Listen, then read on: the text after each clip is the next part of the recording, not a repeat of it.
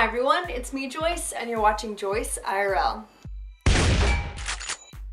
That was delicious! This weekend is New Year's Eve! I don't usually do much for New Year's. I'm really last minute about that stuff, but hopefully this year I'll find something to do. Still last minute.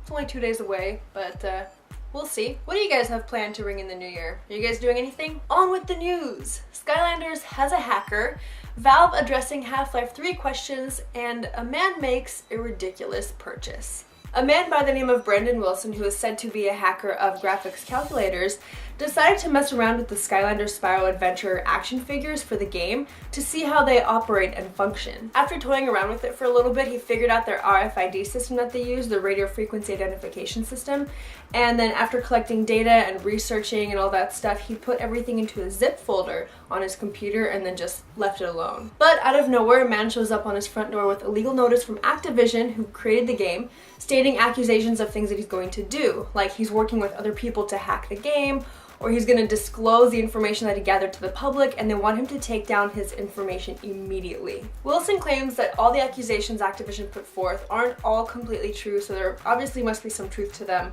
My question was, what exactly did he want to do with the information that he gathered? Well, he responded to Activision saying that he didn't want to disclose the information, he certainly wasn't working with other parties on this whole thing, and that he only wanted to see how the USB peripherals worked on the figurines. But he definitely mentions his plans for the information that he gathered on his website that lists his hackings, if you will.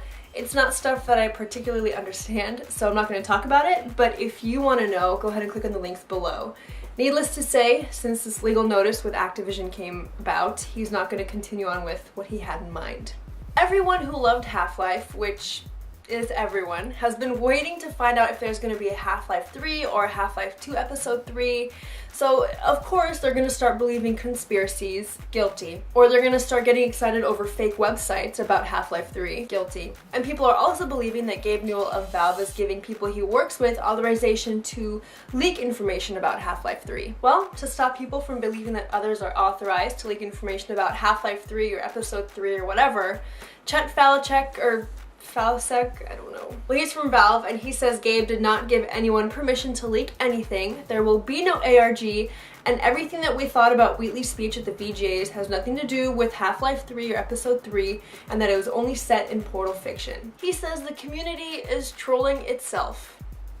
Damn it. Even though Chet says there's going to be no ARG, I refuse to believe that there will be nothing else coming out for Half-Life at all. Valve, please release something for Half-Life, please. I speak for everyone when I say, listen to me. Have you ever bought DLC or a hat or an item for like $3 and then felt really bad after doing it? Well, let me put your guilt to rest, because a man in China just spent 16 grand on a virtual sword. Dude, I hope you don't have a family. He bought this for an MMORPG called Age of Wulin. But here's the thing that gets to me. It's an upcoming game. It's not even in beta yet. I think this was part of some sort of online auction that was put on by the developer of the game, Snail Games, because they also sold a spear sheath for $2,500 and a weapon, I'm assuming, called the Hook of Departure for $1,600. Now that's already a lot of money, but 16 grand is just taking it to a whole other level. I've always been one to say, if you have money, spend it. Spend it however you want, it's your call. But for something you can't even actually hold in your human hand just blows my mind. He must have a lot of faith in this game, because it doesn't seem like a lot of people have played it yet. So it could actually end up sucking in the long run. I don't know, whatever. I guess it's okay, because the sword is one of a kind.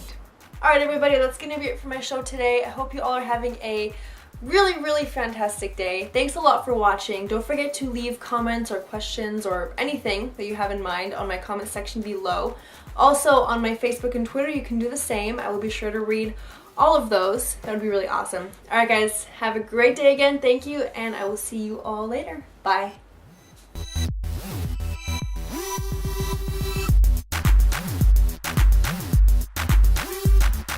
Now here's something interesting.